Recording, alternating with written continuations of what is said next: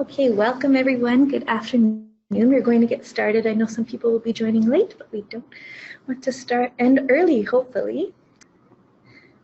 We'd like to recognize here at UBC that our work is taking place on the traditional, ancestral, and unceded territory of the Musqueam people. This image is of a photo of a Musqueam house post by Brent Sparrow Jr. of the Musqueam people that's located here on our beautiful Point Grey campus.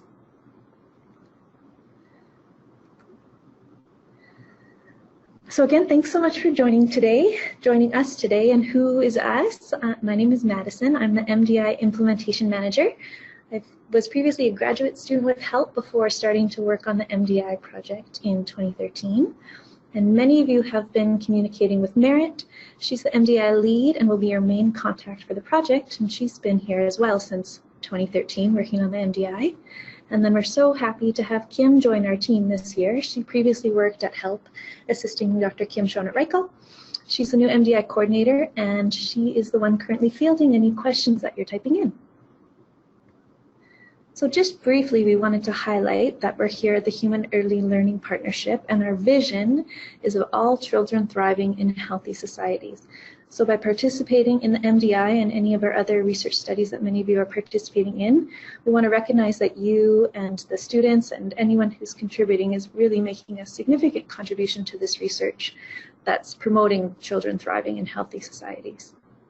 I wanted to note here too that many of you might be interested in knowing that HELP recently underwent a strategic planning process, and we do have a new strategic plan that is available. It's about to be launched on our website, but if anyone's very curious, we can send it over email. Let us know. So overview of what we're going through on this afternoon's webinar, I'm going to go and do just a quick refresher of the key messages on the MDI, and then share some successful strategies for launching the MDI in your school districts. And then I'll hand it over to Merit for items 3 and 4 to take a closer look at the timeline and the next steps for district MDI administration and MDI administration in schools. And to keep it interesting, because we have a good mix of both new and returning districts, we're going to highlight within each section what's new this year with this fun red icon. And on that note, I want to emphasize that we really love hearing from you. I snuck into the office and took a picture of Kim and Merit in their natural environments, always ready to pick up the phone and answer an email rather quickly. And we really just want to emphasize that we make improvements to our MDI process every year, and it's largely based on the feedback that we're gathering through our more formal surveys and all the informal feedback that you share with us at the district level and from your schools, from parents, and from the students themselves if we ever get out to view the survey happening in classrooms. So we may be reaching out to a few of you for some specific feedback, but again, please share anything that's going well, that might need some improvements, any feedback that you're hearing from your schools that would be really helpful. So we'll start with just a brief overview of the MDI to remind you of the key messages. If anyone is newer to the project and is interested in learning more about the middle year's context and data trends on the MDI, we hosted a webinar in September, a back-to-school webinar with Kimberly-Schonert, and that recording is available, so we will circulate that after the webinar if you'd like a more in-depth MDI background presentation. I just want to touch on this slide before we get into the overview to share the growth of the MDI over the past decade. The last 2 years in particular have been really busy MDI years. It's great to see so much interest and uptake across BC. And what's not on this slide is that our participation rate in each district is always hovering around 80% over the past few years, which is really giving us a great representation of how children are doing across the province. And a lot of that is due to your hard work at the districts. So thank you again so much for that. And this year, we have 27 districts participating. We wanted to show this table in case you're interested in which of your neighbor districts are participating this year. And those include 3 new districts, Quesnel, Abbotsford, and Campbell River. And I think we have somebody from each of those districts online today. And everyone who's participated already in the past participated last year, I think, with the exception of Haida Gwaii. So we have a really good mixture of experienced districts, but with some potentially new staff and as well as new districts. And then we can't forget that we have some sites outside of BC, and a few of them might be joining us as well this afternoon. We have pilot sites in all of these areas indicated on the slide. So just briefly, what we really emphasize of what's important with the MDI is that it allows us to see trends in how children are doing over time.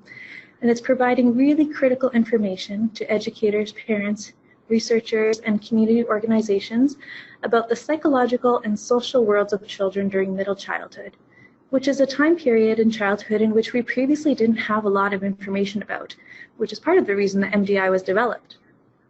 So by reviewing and sharing MDI results within your schools and communities, the opinions and concerns of children are validated, and decision makers and leaders are better prepared to move towards actions that can create supportive environments where children can thrive. So it is a self-report survey for children in grades 4 and 7, and we started with grades 4 and 7 because it's a really important area to be able to prevent problems before they arise later in adolescence. And this time between grades 4 and 7 is a transitional period in development where we know there's an increased risk, but also an increased opportunity to make a difference. We also know through previous research that responses from children in grade 4 and above are as reliable and valid as responses from adults. I will note here that as a response to many requests over the years, we are hoping to offer the MDI to grades 5, 6, and 8, in addition to grade 4 and 7, beginning in 2020-2021, so next school year.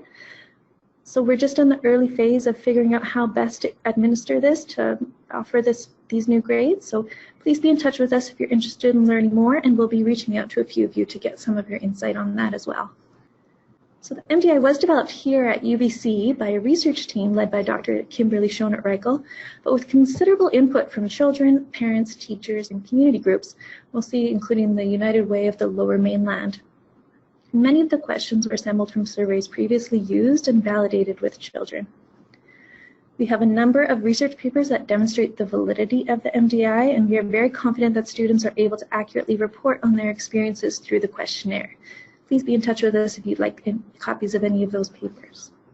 Now, the MDI is only telling us about groups, neighborhoods, or broader geographic regions, allowing us to see population trends in children's well-being. And we want to emphasize that it's never used to evaluate individual teachers or schools. It's capturing development of the whole child, which means it's a holistic developmental measure, capturing development beyond just simply academic achievement. And is looking at that holistic measure across multiple contexts of school, family, neighborhoods, and what's happening in the after-school time period. So the five dimensions of the MDI measuring areas of development strongly linked to well-being are on this slide, which brings us to our first new update on the MDI, as we have some new MDI questions. So this first update applies to BC only. If you are participated before, you're familiar that we ask about Aboriginal identity on the MDI, as well as first languages learned and spoken at home. So we received feedback that students were not as familiar with the term Aboriginal, but preferred the term First Nations, Inuit, and Métis. So we just made a simple update to those questions to clarify that term. So it's the same question, just now using First Nations, Inuit, or Métis. And what we've also done in the past to assist the teacher or principal administering the survey is including a list of the First Nations and Indigenous languages in BC. We've updated this list to be the First Peoples Cultural Council list, so that it's a bit more accurate and more thorough list to reference. So here's the link to that list, and it will also be included in the instructional survey. So those aren't so much new questions, those are just tweaks to questions, but we do have some new questions as well. We have removed questions on body weight and body image from the MDI, and the reason we've done that is we're always striving to make sure the MDI is current, scientifically rigorous, and that the information collected is reflecting the experience and perspectives of today's children and youth. Last year and in previous years, we received feedback from educators and parents with some concerns about the body image and weight questions. They were concerned that asking the students these questions weren't really reflective of recent science and practice with regards to assessment of body image and weight, and could also make students feel uncomfortable or self-conscious, which is not our intention. So based on that feedback, we consulted with parents and education and health experts to find adequate replacement questions. We decided to remove these 3 questions. So the 3 questions we've added are on, not directly related to body weight and body image, but rather on physical health and well-being. So these questions were carefully selected based on a thorough review process, which included further consultation with education and health experts and youth, also with a review of existing research and other health surveys for children. The new questions are listed. I'm just going to show them briefly so that you can see them if you're curious. So the first one on help-seeking behavior for social and emotional well-being. So this question asks students who they would talk to if they were feeling sad, stressed, or worried. They can check any of those options or another option to share with us. The next question is on transportation to and from school. We know that active transportation is a significant focus in many communities. And what's interesting about the way we're asking this is we ask how the students usually get to school, get home from school, and if they could choose how they wish they could get home to and from school. So we're really excited about these questions. We hope that you're excited as well, and we think that community groups using the MDI reports will also really find this information very valuable. So I'll just pause for a minute here in case anyone had any questions or comments on these new questions. So far so good, so I'll carry on, and if you have any questions that come up, feel free to type them in. So the next section, we just wanted to highlight some strategies for launching the MDI. This document was circulated in the spring it's called Preparing for a Successful Launch of the MDI in Your School Board. And I just wanted to highlight some of the pieces that are most relevant for this time of year and share some resources that we have handy to support you with this launch. So the big one is encouraging senior leadership to communicate their support, especially regularly at MDI, regularly at administrators' meetings. What's really helpful is showing the connections between the MDI and school district or school goals or priority areas. Another way to show a good connection is to explain how the MDI aligns with personal and social competencies in the BC curriculum. We have always heard and found that it's very helpful to share concrete examples of the ways that schools and teachers have communicated MDI results and used them to make change. These could be local examples that you're aware of, or we have many examples on our Discover MDI website. And we're always looking for more examples if you have good ones that you'd like to share with us. And most importantly, we need to make sure that parents and guardians receive both the informed passive consent letter, but also to hear about the MDI in other avenues of communication with parents, such as school newsletters, websites, and social media. So here are some of the ways that we can support you in these launching areas. Merit sent out a principal package in October with supporting resources to introduce the MDI to your principals. This is a screenshot of the principal package on our website, the Discover MDI website.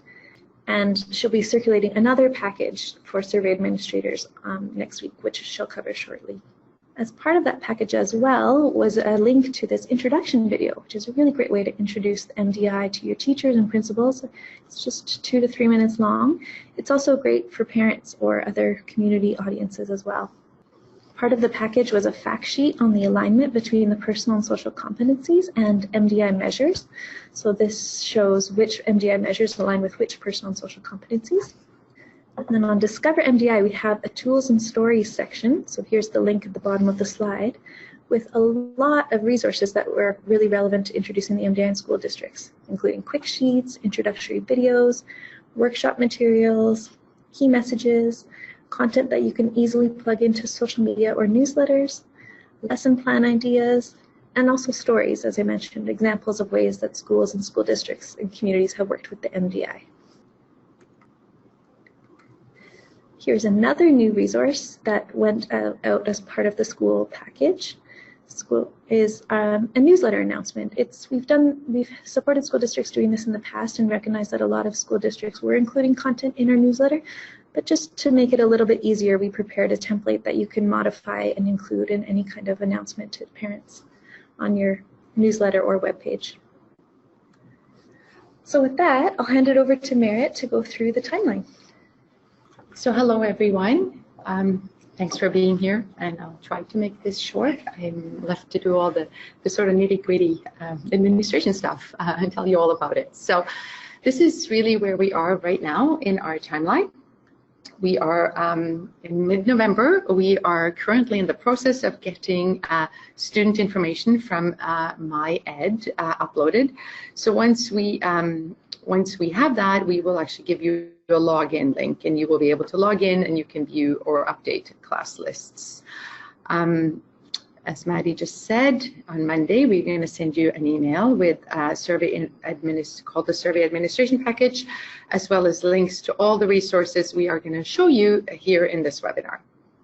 Then we get to the parent information letters, and I will cover them in much more detail, but they should be sent home the last week of November, first week of December if you can, in order to start administration on January 15th. If those letters go out later, the survey start date can be moved, so there's a bit of flexibility. And I'm going to cover this in much more detail. Again, the survey will be open for a 5-week window between January 15th to February 21st. But it's totally up to you as districts to decide your timeline within the 5-week window. Say you only want to do 2 weeks in February, that's possible, but just be aware that we do close the survey at some point. So, but that's up to you to communicate that to your administration. In terms of survey administration training, of course, we would love it if you want to offer training to your teachers and principals at some point. It's entirely up to you. We find it very beneficial if you can get your districts, get your teachers or principals together. And we would totally be happy to provide you with more resources, and if you want to go that route. But we are also going to provide a training webinar after school during the first week of January, January 9th. And we will also, of course, record that and share the link so we can send that out. That's it for, that's the sort of quick timeline. Here we go. There we go. So before getting into all the details here, I really want to thank each and every one of you for taking on the role to be the district lead. We could really not do this without you.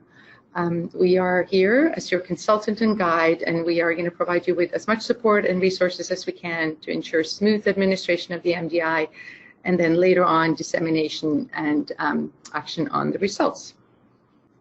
As Maddie also mentioned, we have a great portal for MDI administration, and we are currently updating this with our new resources. In fact, I think Kim is almost finished putting all the parent letters there.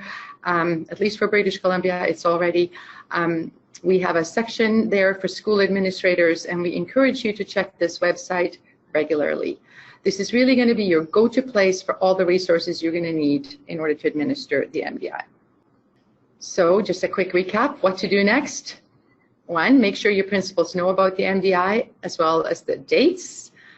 It's a good idea to remind them to book computer lab time. We recognize that computer lab times may be limited in some school districts, so we recommend that you let schools know to book their labs ahead of time during the months of January, February. In terms of time, the MDI takes 1 to 2 class periods to complete. We suggest really to book 2 class periods or a double period for grade 4s and 1 class period for grade 7s. Most students can complete the survey in that time, though some do take longer. Also, maybe take into account that logging in the class can take about 10 to 15 minutes, especially the first time you do it. The survey works on iPads, netbooks, and tablets, as well as desktop computers. And then the next big thing is to get the parent letters out to schools to send home preferably before winter break. Letters can be sent home either via email or hard copy, or maybe even both. Just please use your school's regular practice for this type of parent communication.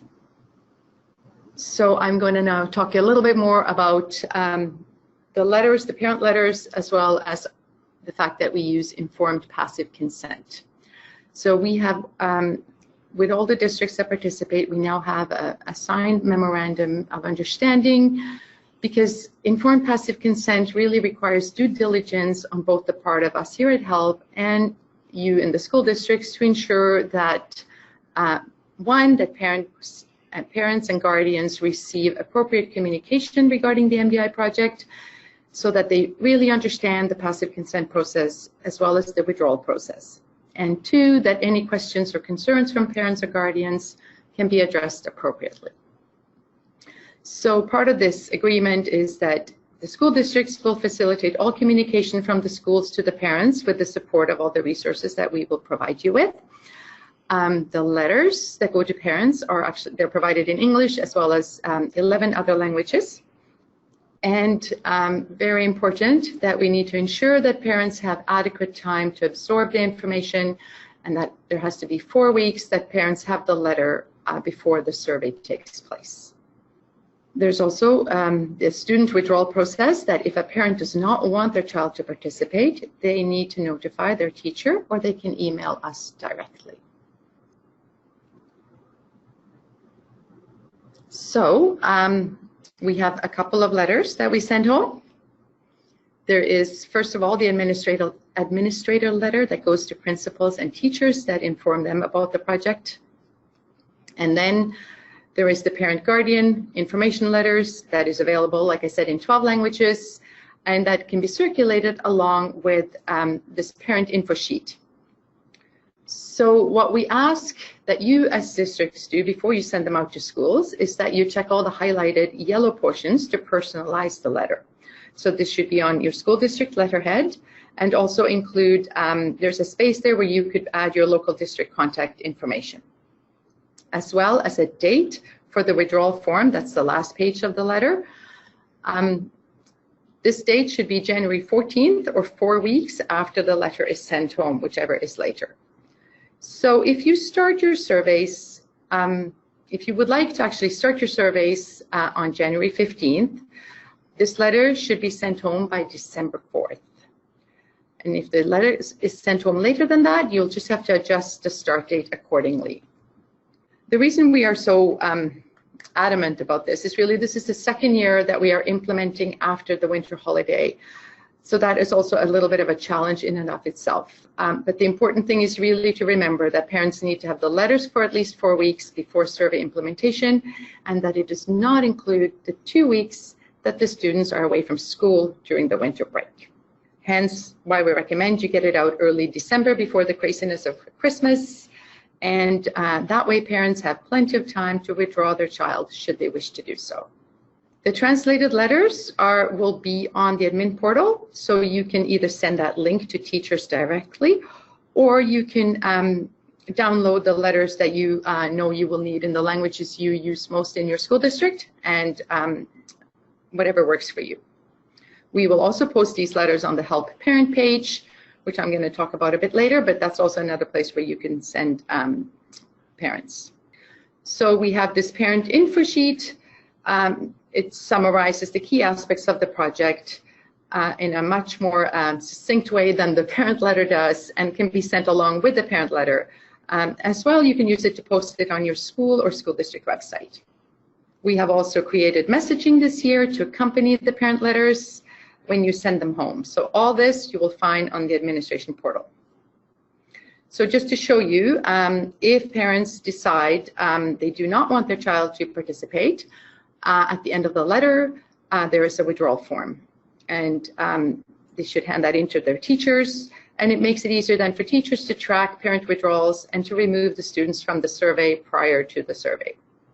We don't need to see this form. We really ask that teachers and principals remove the students when they log in to the system to view their class list. But also people can email us here, and we will make sure to withdraw students. Maybe I should stop for some questions before I jump into the next stage.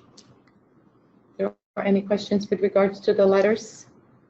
When you log in to Discover MDI, the letters are really laid out with instructions there as well. So you don't have to type up crazy notes. It's going to be in the email I sent you on Monday. So all this information about letterhead and languages, you'll find it there. Okay? All right, so while we are talking about parents and guardians, I just want to show you too that we have a parent frequently asked question page with the most commonly asked questions that we get here. This is a great resource, not only for parents, but really for any district staff principals and teachers, as they may also get these questions. So I'm just going to show you, I don't know if you can see this, but one of the most frequent questions we get is really, can I see the questions on the MDI? And yes, of course you can. We can share the surveys. They are online. But the second question is, can I see my child's answers to the MDI survey? And no, you cannot, because the survey is confidential and private, and nobody can see those questions, those answers. So you get a bit of a sense of the questions, and like I said, it's a great resource. And all the links that we are showing, we are also going to make sure that you have after the webinar. We have another new resource this year. We've actually created something called the MDI Questions Brief. It is a resource that summarizes the question topics on the MDI, including links to additional resources. We recommend that you distribute this to parents in January as a reminder of upcoming MDI administration.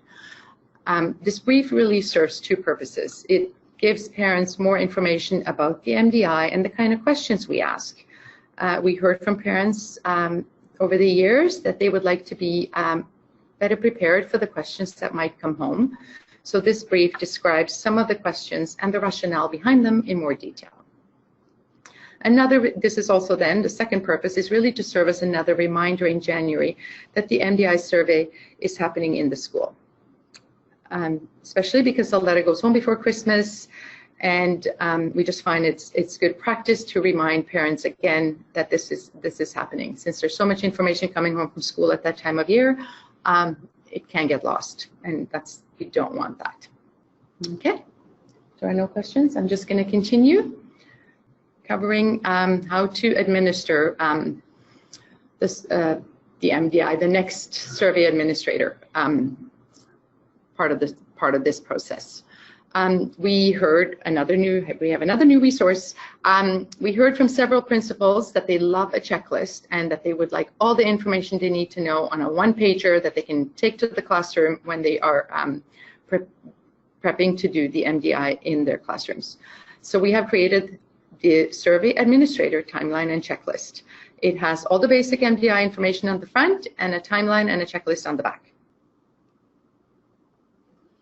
And it has the links that they can click on as well. I'm just going to break it down a little bit here and go over this in a bit more detail.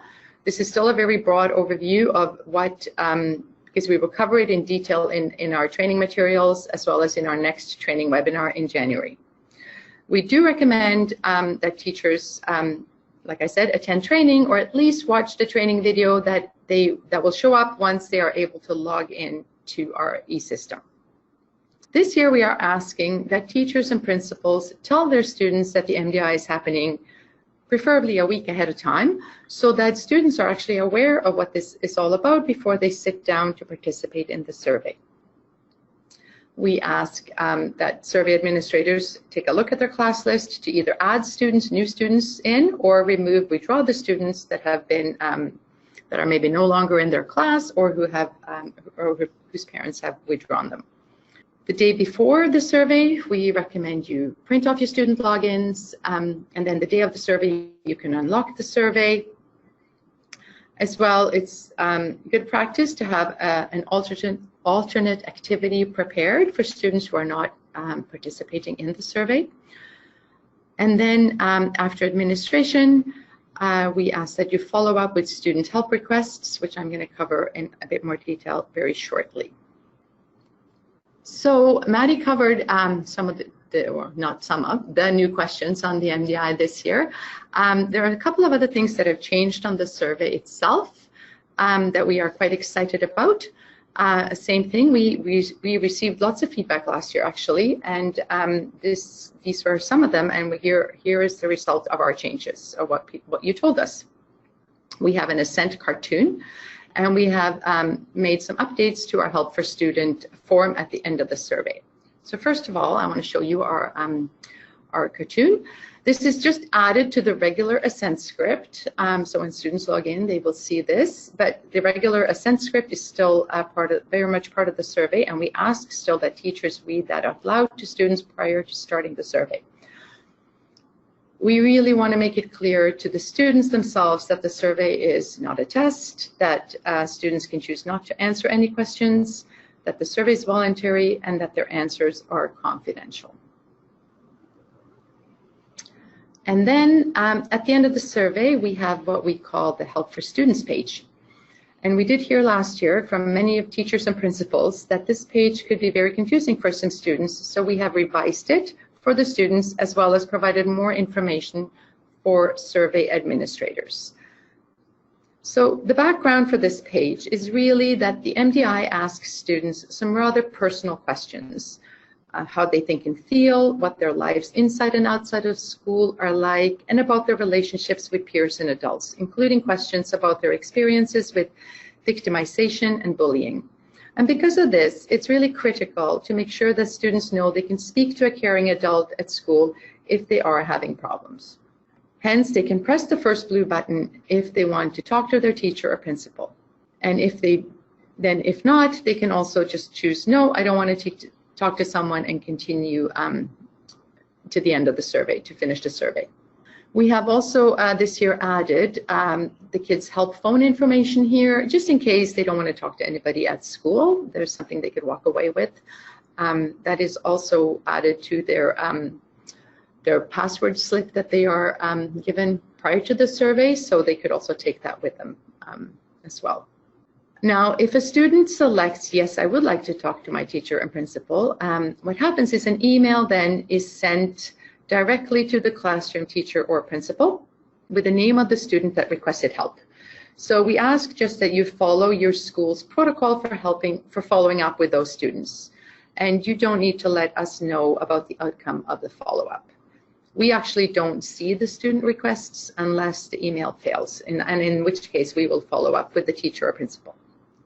We have heard from participating teachers and principals in the past that these requests for help are really an opportunity to hear from students that they may not know or may not be aware that they were actually having a problem. So what we ask is that when you are done the MDI, that you check your email for any of these student help requests, and that you follow your school's protocol for following up. So the other part of this was that we have also added more information to the email that is sent to teachers and principals. It used to be really only the student's name in here with very little other information, so we are now providing some more context in this email. So I don't know if we have time, but if anybody here has any kind of experience they want to share about students asking for help, feel free to raise your hand. Or also a good time to stop and pause just for questions if there are any. Okay. So far, we're good. Yeah. Good. Okay. I'm going to just continue. I'm a bit cognizant of time as well. Okay. This is what our e-system, our data collection system, looks like when you will be able to log in. It's going to be live very soon. And once we have all the student information uploaded, we might be in touch with you just for if we need help with some teacher emails that we need to have so that we can communicate and give people access, and also if there is any missing student information. So just if you get an email from us, that's why we will just be in touch.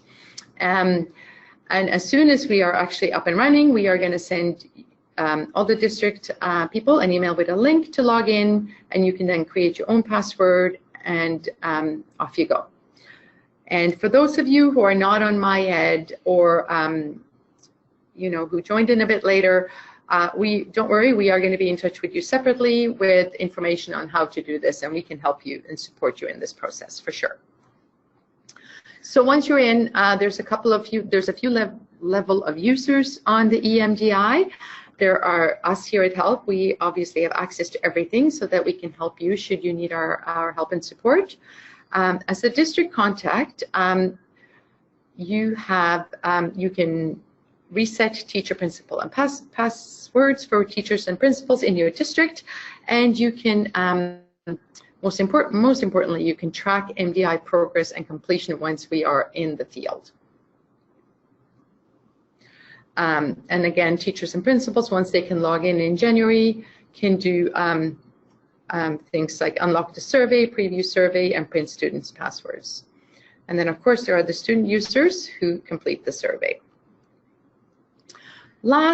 Our last new feature, I just want to show you, and it is really not to create any more work for anyone, but it is just another reminder that parents must have received the parent letter and have learned about the MDI before it takes place in your school. So once you log in to view your district or school, there will be a pop-up window asking you when you sent the parent letters either to schools or home, depending on whether you are a district person or a principal. So here we ask that you add the date if you know it. If you don't know the date, the system will not dismiss you and it will still let you log in, but the reminder will keep popping up until you fill in the date the letters went home. This was really, it's just another reminder, and we did run into this last year that some schools didn't send the letter home before winter break, and then it was too late after, and they basically ran out of time to complete the survey. So we don't really want that to happen because we want you guys to have as much participation as possible and no schools missing out. Again, here is our help website. It's a good resource to direct parents to again if they want to have questions or if they want to see the survey questions, or this is where you find the frequently asked questions. Oh, I'm jumping ahead, but that's okay. Reports, what happens after February when we're all done collecting data? We start working on our reports, and the plan is the school reports will be online by mid-April. I just want to confirm that anyone who's a district contact, you have access to school reports, and that you in turn give access to principals and your teachers to view these reports. I want to say, while we are now currently getting our system up and ready for the next implementation, we are finding that teachers and principals are actually cannot log in to view their last year's report right now. But you can go through districts to get the reports. So if you do get contacted by some principals, that's why. We have other ways we can share it with them as well, but currently district, you as district people are the only ones that have ability to view the reports online right now from last year and the years before. This will change come January. Yeah, if anyone needs a report, feel free to just send them to us too if you can't dig them up either. We're happy to help people out. The school district and community reports will be available on the website later in the spring. And here the results are also mapped by where children live, so that schools and communities can use shared measures to support children's well-being. And we also have a technical guide that we can share alongside. I think that's it. Next webinar, like I said, January 9th at 3:15. If anybody you feel like you want to get your teachers together, let us know. We can probably support you in that. And I should also mention that we are planning to be at the BCSSA conference next week in Vancouver. So if any of you are going to be there, come chat with us. We'd love to meet with you in person. And I think that's it for us. If you really need to get in touch with us, and especially during implementation, the best email to contact us at is mdi@help.ubc.ca. That email goes to all three of us, so one of us will likely quickly answer you as quickly as we can anyways. All right, that's it. If you have any questions, now's the time. And if I forget something, let me know. Oh, I think I have something from, so Sarah was just saying thank you, so thank you as well for joining us today. Thank you, Sarah. It's late where you are. We really appreciate you being on. And also Cindy says thank you. So Cindy, thanks for joining us. Thanks for being on, Cindy. All right. Good. Thank you. Thank you, everyone. And we will record this and share it with you so you can share it with others.